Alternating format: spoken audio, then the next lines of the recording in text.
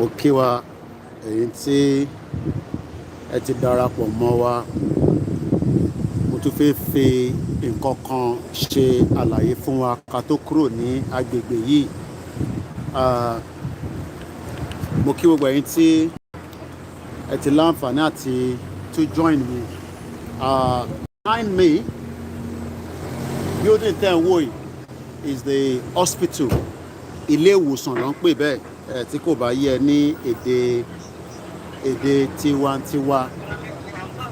Hospital tá ń wò yìí, right, tí ẹ̀ ń wò ní ẹ̀yìn mi, ó wà lára so many public hospital. Public ni mo sọ, public hospital ni mo sọ, kò ń ṣe private o.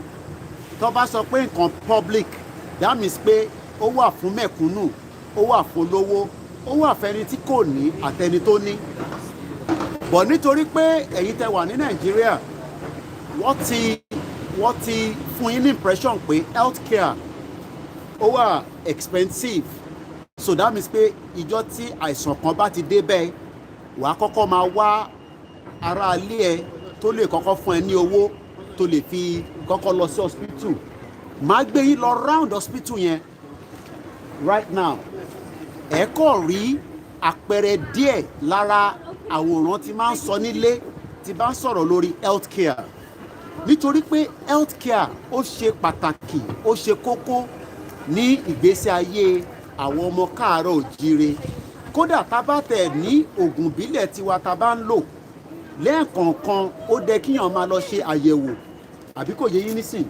Àyẹ̀wò ni pé tí o bá sick, ẹ má bínú ẹ̀yin tẹ́ ń gbọ́ mi, tí o bá sick, you should be able to visit your local hospital where you will get a treatment. But because Nigeria is a country that makes everything looks like olówó ló láǹfààní àti ní good health care, ẹni tó bá wá jẹ́ mẹ̀kúnnù tó ń gbé Ìbàdàn, tó ń gbé l'Abẹ́òkúta, tó ń gbé lókòkò Maiko, tó ń gbé l'Ajégúnlẹ̀, tó ń gbé l'Ékìtì, tó ń gbé l'Oǹdó, tó ń gbé ní Kogi, ní Kwara, ní Ọ̀ṣun, ní Ondo State, life tiẹ̀ ò matter sí politician. So that means pé tó bá fẹ́ lọ sí hospital ní Èkó nísìn, wàá kọ́kọ́ máa ronú owó tó fẹ́ san. Wàá kọ́kọ́ máa ronú, ṣé mo ní owó láti lè dé hospital yìí, àbí kí n máa tọ́jú ara mi nínú ilé tí o dẹ̀ mọ̀ pé o ò lè tọ́jú ara ẹ nínú ilé. Because at some point in our life, there's no way that you will not get a bit of illness. And when you get that illness, it is the responsibility of a government that is working to make sure that they can treat you as quickly as possible. So let us move a little bit closer to this. Let me turn the camera around so that way we can get a bit of it. This is the University College Hospital, right? It is called the University College Hospital. And as you can see, with this hospital, you have the emergency department, we have the Elizabeth Garrett Anderson Wing, we have the Grafton Way building, we have the Macmillan's Cancer Center. Àìmọye àwọn tó tẹ̀ ní cancer Nigeria tó kàn kú dànù nítorí pé kò sẹ́ni tó fi tọ́jú ẹ. We also have the Hospital for Tropical Disease and Travel Clinic. A tún ní hospital tí ó wà fún, ẹ jẹ́ kí n gbé báyìí kí wọ́n wà níwájú ẹ̀ so that kẹ́ lè máa rí mi. Now tó bá wo gbogbo àwòrán tó ń wò níbí báyìí, gbogbo ẹni tí wọ́n máa ń tọ́jú èèyàn tó bá sick ní hospital yìí, and so many other things as well. So kò wá dìgbà tí o bá ní owó kó tó ní àǹfààní àti wá sí hospital. This is not a private hospital. It is called a public hospital. Public ni mo pe o. Public tó jẹ́ pé òun ni the basic. Àwọn olówó kọ̀ọ̀kan wà, ẹ mọ̀ pé nísìnyí Tinubu wà London, wọ́n náà recruited, ó ti sick. Bàbá Gọ̀sìmẹ̀, Buhari, ìyẹn ṣẹ̀ṣẹ̀ padà lọ ní after 17 days tó lò ní UK. Àwọn wá ní access sí healthcare. Ìwọ tó wà ní Òṣòdì, o ní òun support APC. Ìwọ tí o wà ní Abuja, o ní òun support PDP. And the question then is, can PDP and APC guarantee a good health care for you back home in Nigeria? Ǹjẹ́ wọ́n lè guarantee good health care fún ẹ? Ṣé wọ́n lè guarantee good health care? Because we know that in every hospital you should be able to get a proper medical treatment. But because you live in Nigeria and your life has been mortgaged, whether ìyá tó lóyún, whether bàbá tí ẹsẹ̀ ń dùn, whether bàbá tó rí fọ́, whether bàbá tí kú nínú ilé tó jẹ́ kó ṣe surgery fún, ẹ wá ń fi nítorí pé ẹ lè dé hospital, ẹ wá ń manage ẹ nínú ilé títí tí Ọlọ́run fi sọ pé ó bá mu lọ. And now, so many of you are told, now asking us again to go back again for another election in 2023. And my question then is, what guarantee your life for a good health care? Because already in Nigeria, the World Health Organization, at 185. Emma Gomio, we have been ranked as 185 when it comes to countries that do not have good health care in Nigeria. So that means it is not only that your life has been mortgaged, your health care has been mortgaged, you are also the poverty capital of the world, number one. And Nigeria is a shithole country because millions of Nigerians do not have good health care, but the president was here for 2 weeks for a medical treatment. And now we are asking a lot of people, is it the way Tama continue to live a false life and being deceived, deceit, and giving you the impression that the problem that we have at home is about politics and leadership? It is not politics and leadership. How long does it take to build a standard hospital that can work for you, work for your family, work for your neighbor? But rather, àwa ń rí àwọn tó wá ń kí Tinubu ní London, à ń rí àwọn tó wá ń kí Buhari ní London, àwọn politician wọ́n ń sá lọ sí Germany, wọ́n ń lọ sí Dubai, wọ́n lọ ń gba medical treatment. Ìwọ wá ń sọ pé ìwọ jẹ́ party member, a party member that do not have access to quality health care. Your life has been mortgaged. Àìmọye àwọn tó fẹ́ bímọ lẹ́ni nísìn tó yẹ pé wọ́n ní access sí hospital nítorí pé hospital tó fẹ́ lọ wọ́n ní owó tó máa fi gba ìwòsàn. And now, if care is not taken, tí ẹ bá jẹ́ ká tètè jáde kúrò nínú Nàìjíríà tí à ń pè ní contraction country, is a zoo. What would end up happening is, tẹ̀ ní láǹfààní láti rí àgbo mu débi pé o fẹ́ gba proper medical. So what I'm going to do now is, we're going to move a little bit, around the building. We won't be able to go in, but we can go around the building and I can show you what the building looks like. And then one thing is, remember, this is just a public hospital. It is not a private hospital. It is a public hospital. And we have a lot of Yorubas that work here. We have a lot of different ethnic minority that also work here. But the only difference is, your life, lára hospital yẹn, òun náà ló ń wò yìí. Part of it, kò ń ṣe lè nìkan. Sórí tó wà níbẹ̀ yẹn náà, wọ́n ní ward tó ń tọ́jú oríṣiríṣi ẹni tí àìsàn ń ṣe tó need láti gba ìtọ́jú. But ìwọ nísìn, ìwọ ní ká keep wọn Nigeria. And the question is, who are you keeping that shit old country for? Let me come this way and show you. Mo fẹ́ kọ́kọ́ review yẹn. This is not a private hospital. Tó bá jẹ́ pé Nàìjíríà ní bíbá ẹni sìn, olówó nìkan ló máa ní access láti lè wọbẹ̀. Mẹ̀kúnnù ò ní lè débẹ̀ nítorí pé wọ́n máa fi yó mẹ̀kúnnù ní pé it is not meant for you. Wọ́n máa wá jẹ́ kí life tí à ń sọ fún yín pé the reason why tí life yín ṣe wà short nílé àti ìwọ tó jọmọdé, this is the underpass. So a lot of traffic as usual. London is weekend. And as you can see there, this is the underpass. Now, mo kàn fẹ́ jẹ́ kó máa wo view yẹn, kó máa wá bìrẹ̀ pé àìsàn tó ń ṣe mí, ìjọ́ òní máa rí ìgbádùn àìsàn yẹn, nítorí pé àìsàn tí ó jẹ́ kí gọ́ọ̀mẹ̀ntì máa tọ́jú ẹ, kàkà kí gọ́ọ̀mẹ̀ntì tọ́jú ẹ, gọ́ọ̀mẹ̀ntì ò lè tọ́jú ẹ because gbogbo owó tó yẹ kó fi kọ́ proper hospital, wọ́n ti ná owó yẹn jẹ, wọ́n ti kówó yẹn jẹ. And that is why every day millions of Nigerians are dying because we do not have a good quality health care. And now, again, ẹ máa wo view yẹn, Like I said, we cannot go inside, but we can show you the view from outside. And the view that we are showing you can tell you that tó bá wá wọnú hospital yẹn, kí ni kind of treatment. Now, that is the entrance. Entrance hospital yẹn, òun ló wò yẹn. That is the entrance of the hospital. Níbi tí wọ́n ti ń tọ́jú oríṣiríṣi èèyàn ló ń tọ́jú níbẹ̀. Bó ṣe ń tọ́jú arúgbó, wọ́n ń tọ́jú mẹ̀kúnnù. Kódà ẹni tó níwèé tó bá ráyè débẹ̀, wàá sì fún ẹ nítọ́jú. Now, ìwọ tó wá ń pè ẹ ní ọmọ Nàìjíríà, because ẹ like Nàìjíríà gan.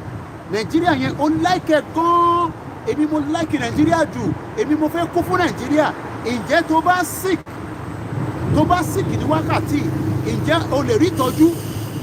Ǹjẹ́ tíyàwó ẹ bá lóyún, ǹjẹ́ ó lè rí assistant hospital ní Èkó, ní Ìjẹ̀bú, ní Abẹ́òkúta, ní Ṣàngó Pápá, ní Ifọ̀, ní Ìdíròkò, ní Badagry, ní Oǹdó, ní Kogi, ní Kwara, ní àti bolótùpọ̀ Ọ̀yọ́?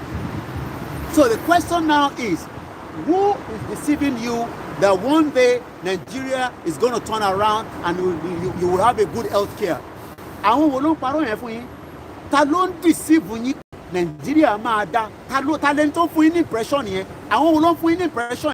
One day Nigeria will be, you know, a one standard country. Ìlú tó ti àlákà, ìlú tí wọ́n ti bà tiẹ̀ jẹ́, tó wá bà tiwọ́ jẹ́, ó ti bà ti parent wa jẹ́, ó ti bà ti grandparent wa jẹ́, ó tún wá fẹ́ bà ti àwọn generation tí à ń sọ lọ́wọ́lọ́wọ́ báyìí, ó tún fẹ́ bà jẹ́. And that is why we are saying that rather than now look at it and let us have a new country where àwa náà lè kọ́ àwọn hospital báyìí tí helicopter lè páàkì lókè, so that tí kankan bá ṣe àrùn helicopter tó máa lọ gbé ẹ, tó máa wá tọ́jú ẹ, à lè kó gbogbo àwọn tó ti ṣiṣẹ́ níbí báyìí tó jẹ́ ọmọ Yorùbá, wọ́n lè padà wá sílé láti wá contribute quota wọn. Gbogbo àwọn tó ń wò tó ń ṣiṣẹ́ ní hospital ní America, ní Canada, tó ń fowó ránṣẹ́ sí ẹ, kò yẹ nísìnyí tí wọ́n fowó ránṣẹ́ sí ẹ pẹ̀lú owó tó fi ránṣẹ́, kò sí standard ní hospital treatment nílé. So many Nigerians have died because you do not have the quality standard. Standard is zero. Kódà ẹni tó náwó tó wà ní private hospital, the standard is still zero. It is not working. And that is why we are saying Yoruba Nation can give us the best hospital. The Yoruba Nation economy can give us what we need. But those of you at home, I just want you to look at it again and ask yourself, ní ìjọ́ wo ni èmi náà máa láǹfààní bí Koiki ṣe fi ń wọ̀n wá báyìí? Níjọ́ wo ni máa láǹfààní láti gba ìtọ́jú? Ẹ wo building yẹn bó ṣe lọ all the way up, sórí bó ṣe lọ títí dókè, right? Oríṣiríṣi treatment, oríṣiríṣi ìtọ́jú ló ń fún àwọn èèyàn níbẹ̀, oríṣiríṣi consultant, oríṣiríṣi. It is called University College of London. Ẹ yé jẹ́ kí politician tàn yín mọ́, ẹ yé máa tàn wá, ẹ yé máa tàn wá. Kò yẹ nísìn ambulance kan ló ń bọ̀ nísìn, kò yẹ nísìn ambulance kan ló ń bọ̀ nísìn, bọ́ọ̀sì yẹn máa láti dúró fún, ambulance yẹn ló ń lọ nísìn, sórí ràn ambulance yẹn children intensive care ambulance òun ló ń rí yẹn. So ìbéèrè tí mo wá ń bi gbogbo ẹ̀yin tẹ́ ń wò mí ní wákàtí yìí ni pé ṣé bá ṣe fẹ́ parọ́ fún àwọn tó wà nílé, ẹ̀yin tẹ́ wà nílùú òyìnbó tẹ́ sì ń sọ fáwọn ẹ̀gbọ́n yín, àwọn fádà yín pé Nàìjíríà máa da, ìjọ́ wo ló fẹ́ da? Ṣé ó dìgbà tí wọ́n bá kú tó gbádùn ayé dáadáa? Ẹni tó wà nílé tó lẹ́mìí kúkúrú, everybody wà nílé, depression ti pa wọ́n sílé. Bí depression ṣe ń pa yín, bẹ́ẹ̀ ni hypertension pa yín, diabetes pa yín, gbogbo àìsàn tí kò jẹ́ kó pààyàn òun ló wá ń pa yín ní Nàìjíríà. Gbogbo àìsàn tí kò jẹ́ kó pa ọmọ Yorùbá ó ti wá ń pa yín báyìí. Can you see the building again? That is the emergency section of the hospital. That is where people that have, you know, very very important accident, emergency department òun ló ń wò lọ́nkàn yẹn, emergency department. Torí ibi tó kọrẹ́ẹ̀dì sí yẹn òun ló ń pè ní emergency department. Ṣé wá rí níbẹ̀? Jẹ́ n tún gbé kámẹ́rà yẹn wá báyìí. Kò wá ń ṣe pé àwọn tó ń ṣiṣẹ́ níbẹ̀, aláwọn tó jẹ́ cleaner, kitchen porter, oríṣiríṣi, but wọ́n sì better ju ìwọ tí o wà nílé lọ. Lára àwọn tí wọ́n wà níbí báyìí inú owó tó ń pa lójoojúmọ́ òun ló fi ránṣẹ́ sí wọ, inú owó tó ń ṣe wàhálà tó ń ṣe night, àwọn ìyá wa kan nísìn wọ́n ṣe 5 night, àwọn kan ṣe 3 night, bẹ́ẹ̀ la ní àwọn doctors, bẹ́ẹ̀ la ní àwọn nurses, a ní pediatrician, a ní oríṣiríṣi tó jẹ́ àwọn ọmọ Yorùbá tí wọ́n ti train, tí wọ́n ti fún lẹ́kọ̀ọ́ tó lége. Now ẹ wo àwọn doctor tó wà Nàìjíríà, they are trying to run away to Saudi Arabia. Do you know why? Because as we speak right now, the government still have been unable to pay the salary to all the resident doctors in Nigeria. Àwọn tó tún wá fẹ́ sá lọ, tó fẹ́ lọ sí Saudi Arabia, DSS tí wá lọ síbi tó ti ń ṣe job recruitment, wọ́n tún lọ ń kó jàǹbá bá wọn. Now, let us look at the view and ask yourself, tí ìta bá rí báyìí, báwo nínú ilé ṣe fẹ́ rí? Tí ìta hospital lélẹ̀, right? And that is also, as you can see there, you know, a lot of traffic as usual. This is A40. Now, tí ìta hospital, wo bí ìta hospital ṣe rí? Tí ìta hospital bá rí báyìí, báwo nínú ilé hospital yẹn ṣe fẹ́ rí? Just imagine, just think about it.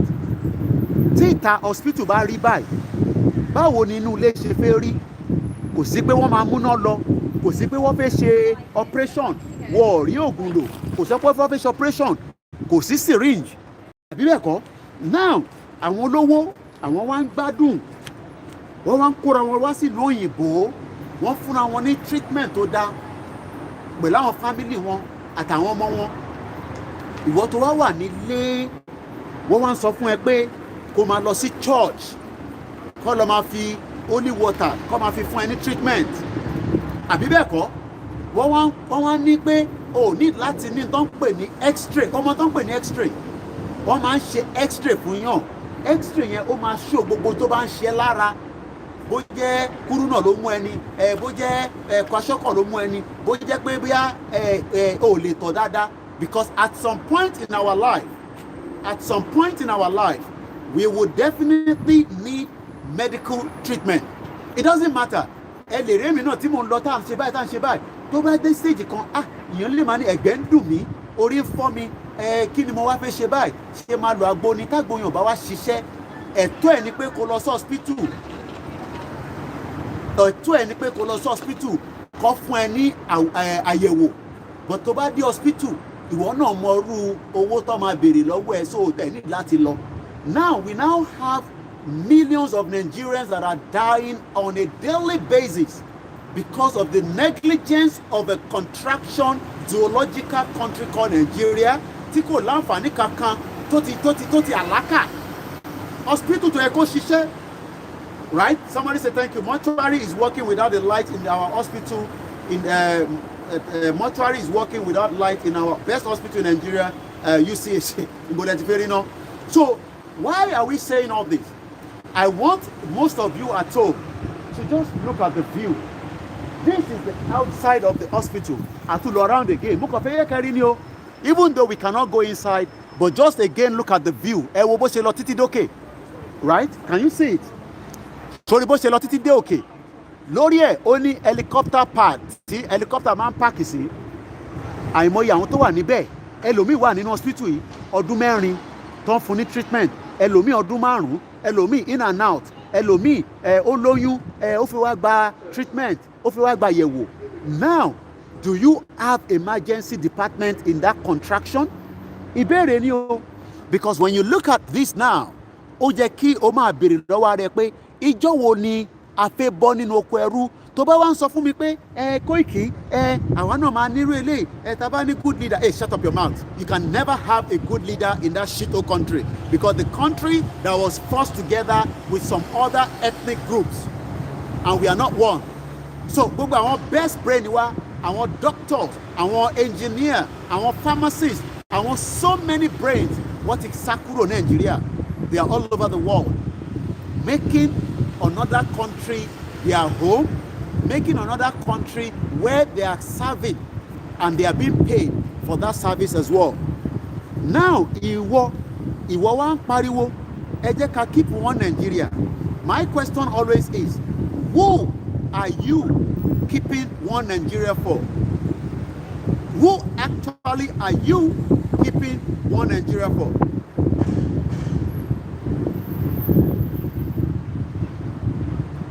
Who are you keeping one Nigeria for? Who are you keeping one Nigeria for? Because Nigeria that you love so much cannot protect you, cannot protect your family, cannot protect your neighbor, cannot protect the next generation. So you can sit down and be in a denial. That is up to you. You know, it's a problem to me. If you are in a society, if anything happens now, if I want to hospital, I can guarantee that my life can be taken care of. Your question then to yourself is, ṣé wọ́n lè guarantee life? Can your life be guaranteed? Right? Lẹ́ẹ̀kọ̀ọ̀kan ọlọ́pàá tẹ̀lé àwọn ẹlòmíì wá because oríṣiríṣi case ló ń gbé wá débi báyìí. But what I'm trying to tell you all is, Nigeria is a crime scene. Nigeria has failed millions of us, and it is time now that we think about it. Look, they have promised you everything. They promised you health care. I remember when the government was coming in 2014, hey, we will solve the problem of Boko Haram. We will make the economy work. We will give you a better life. It's all lies. It's all pure lies. And that is what they've done for 6 years. When PDP was there for 16 years, no infrastructure up to the standard like this was built for average Nigerians. Rather, millions of Nigerians were looking for opportunity. Millions of Nigerians were rather seeking help, going to India. Everyone lost Indian, along by medical treatment. And lost Dubai, along by medical treatment. And lost Germany. Ẹni tó bá ní visa tó bá wọ UK, àyà takú síbẹ̀ kò lọ mọ́. Nítorí pé àìsàn kan ń bẹ lára ẹ̀. Ó dẹ̀ fẹ́ gba ìtọ́jú kó tó lọ́lé. I'm sure you know yourself. You know a family member. You know a friend of yours. It doesn't matter. But one thing is, yes, our youth are so ignorant. They promise healthcare, but they seek their own healthcare in UK and US. When Buhari was coming, he was talking about healthcare. Aisha Buhari told us that they don't even have syringe at the Abuja clinic. Abuja clinic is meant to be the standard. Gbogbo owó tí Tinubu kó jẹ, gbogbo owó tó wà lọ́wọ́ ẹ̀ kò lè ra healthcare fún rẹ̀ nínú Nàìjíríà, kó rà sí Banana Island àbí gbogbo ibi tó ń gbé náà. He still preferred to travel out of the country for. So ṣé làákàyè tí yóò ṣí ni?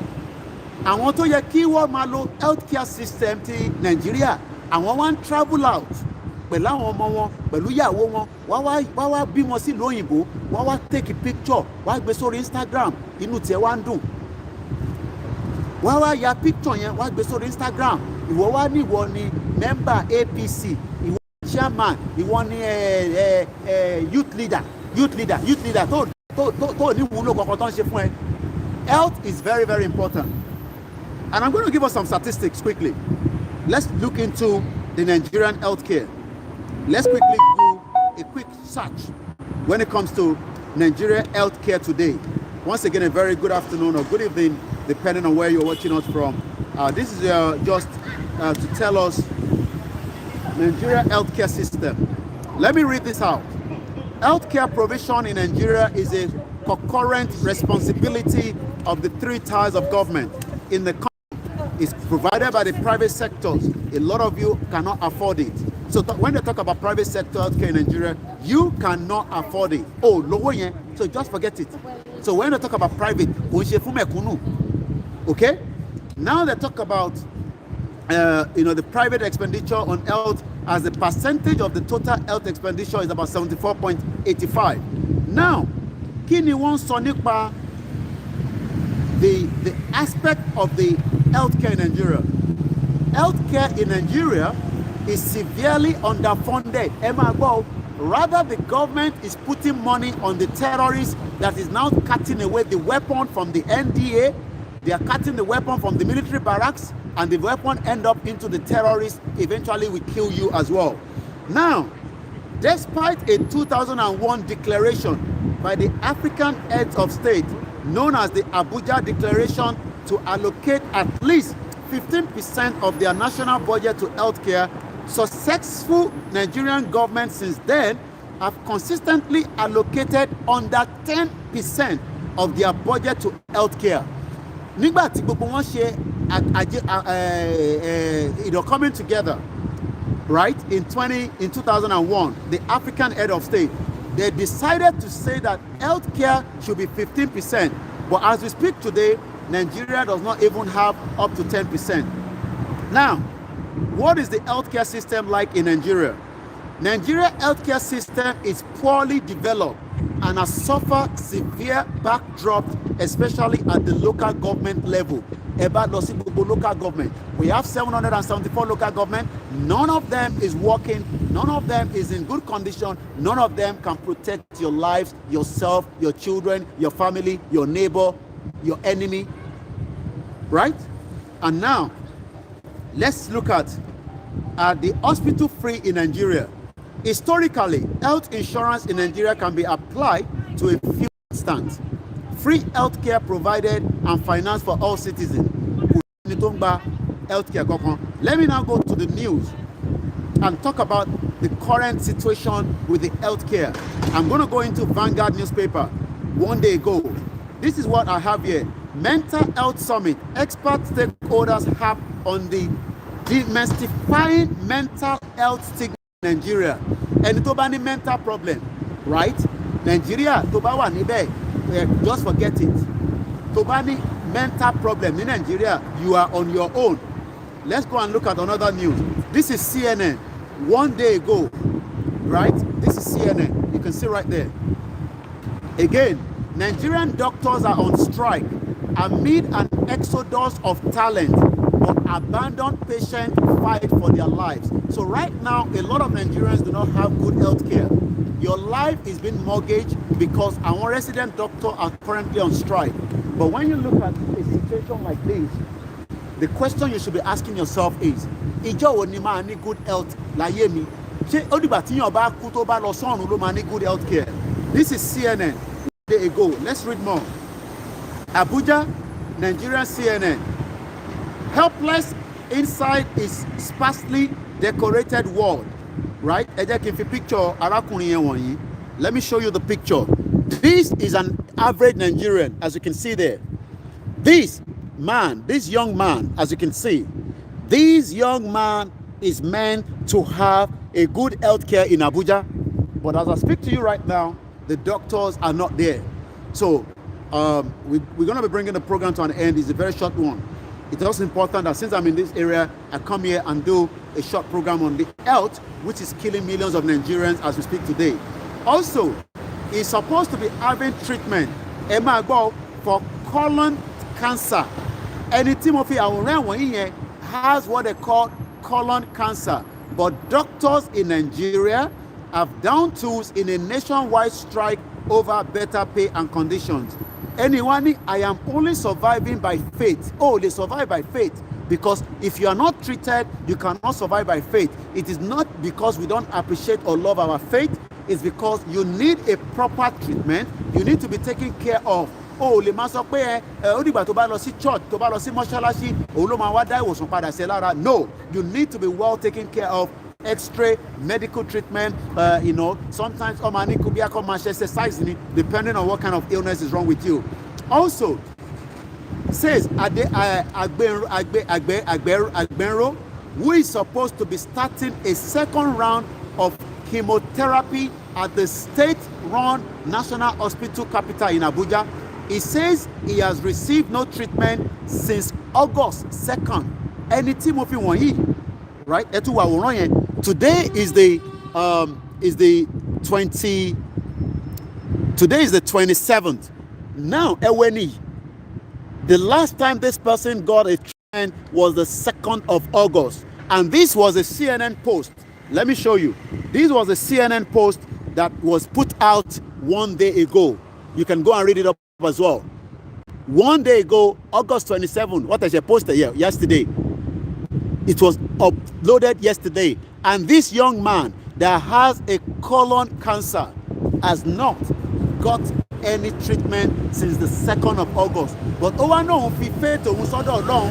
well nígbà tí doctor ò sí lé òun á fi faith òun sọ́dọ̀ Ọlọ́run jọ̀ọ́ má jẹ́ n kú o Ọlọ́run jọ̀ọ́ má jẹ́ n kú báyìí o mò ń bẹ̀ ni o mo ti fẹ́ kú o Ọlọ́run jọ̀ọ́ dá ìwòsàn padà sí mi lára but wọ́n fún ní treatment wọ́n fún ní treatment wọ́n fún ní àyẹ̀wò but ó ń bẹ Ọlọ́run pé kóun má kú. So my question now is CNN, there are no doctors on the ground. Bá ṣe ń sọ̀rọ̀ nísìn, there is no doctor in Nigeria because they are all on strike. Now, so patients in bad condition are referred to private hospital. How many people can afford private hospital? How many of you can afford private hospital? Bí a ti o bá jẹun kánú tí family ẹ wà ní abroad, wọ́n lè fowó ránṣẹ́ sí ẹ lọ́wọ́ because èmi ò rẹ́ tó wà nílé tó lè afford private hospital. Sẹ́yìn tí kò lè afford public hospital ló máa lọ afford private hospital. However, treatment at the private hospital costs significantly more than those run by the government, and those who cannot afford private health care will suffer most. So most Nigerians do not have good health care. The doctors are on rest or on strike because the government is not paying for it. And somebody that is having a colon cancer from the 2nd of August have not been able to get a medical treatment. And my question now is, who is discussing 2023? Ìyà jẹ ṣé gèsì lára, ìyà mu ṣé gèsì lára, nítorí pé wọ́n máa tún gbé yín lọ sí orí irọ́ tó ti ń gbé yín bọ̀ láti 1999 láti ìgbà tí kù ti ń ṣẹlẹ̀ ní Nàìjíríà. Gbogbo owó tí Babangida jí tó yẹ kó fi ṣe hospital, gbogbo owó tí Abacha jí, gbogbo owó tí Gowon jí, Abdulsalam Abubakar, gbogbo wọn bẹ́ẹ̀ lọ àti Yorùbá àti Igbo àti Hausa, gbogbo wọn pátápátá, gbogbo owó tó jí is not making any effort to support any Nigerians at all. And on that note, we're going to end it here. But one thing is, health is killer, health is killer. Somebody remind me. And totally health. Health is wealth. That is what I'm looking for. But in Nigeria, health is expensive. Have a very good evening. My name is Olayomi Koike. It is Koikimedia, bringing the world closer to your doorstep. Just get a glance of the view again. As you can see, this is a University College London, where millions of Nigerians that have opportunity to live here get free medical treatment, but they'll tell you at home, continue to pray to God to give you a good health care. Health is wealth. Have a very good evening. Bye once again for now.